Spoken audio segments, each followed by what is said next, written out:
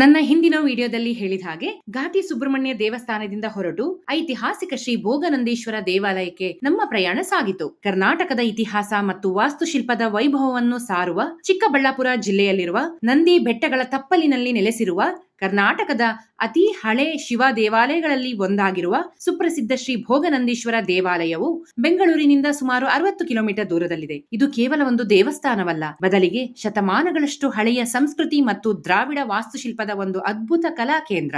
ನೊಳಂಬ, ಗಂಗಾ, ಚೋಳ, ಹೊಯ್ಸಳ ಮತ್ತು ವಿಜಯನಗರ ಅರಸರ ಕೊಡುಗೆಯನ್ನು ಈ ದೇವಾಲಯದಲ್ಲಿ ಕಾಣಬಹುದು. ದೇವಾಲಯದ ಪ್ರತಿ ಕಂಬ, ಪ್ರತಿ ಗೋಡೆಯ ಮೇಲಿನ ಸೂಕ್ಷ್ಮ ಕೆತ್ತನೆಗಳು ನಮ್ಮ ಕಲಾ ಶ್ರೀಮಂತಿಕೆಗೆ ಸಾಕ್ಷಿಯಾಗಿವೆ. ಇಲ್ಲಿ 3 ಪ್ರಮುಖ ಗರ್ಭಗುಡಿಗಳಿವೆ.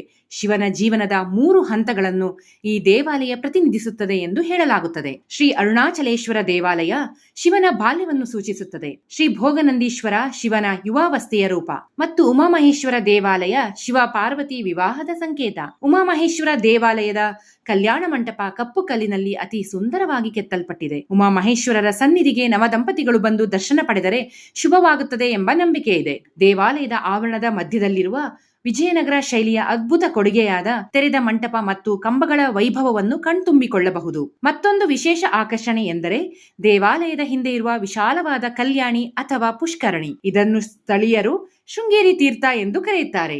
ಶಾಂತವಾದ ನೀರಿನಲ್ಲಿ ದೇವಾಲಯದ ಪ್ರತಿಬಿಂಬವನ್ನು ನೋಡುವುದೇ ಒಂದು ಸುಂದರ ಅನುಭವ. ನೀವು ಒಮ್ಮೆ ಈ ಪುರಾತನ ದೇವಸ್ಥಾನಕ್ಕೆ ಭೇಟಿ ನೀಡಿ ನಿಮ್ಮ ಮನಸ್ಸಿಗೆ ಶಾಂತಿ ಮತ್ತು ನೆಮ್ಮದಿಯನ್ನು ಪಡೆದುಕೊಳ್ಳಿ.